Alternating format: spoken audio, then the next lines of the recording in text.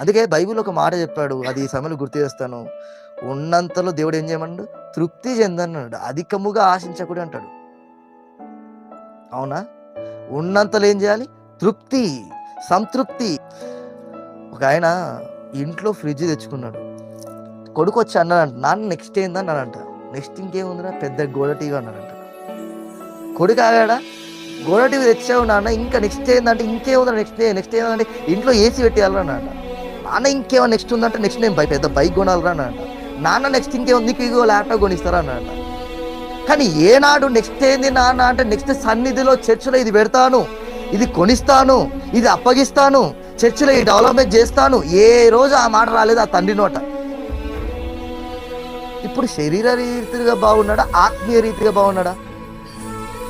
శరీర రీతిగా బాగున్నాడు. మరి ఆత్మీయ రీతి, ఆత్మీయ జీవితం ఆలోచించండి.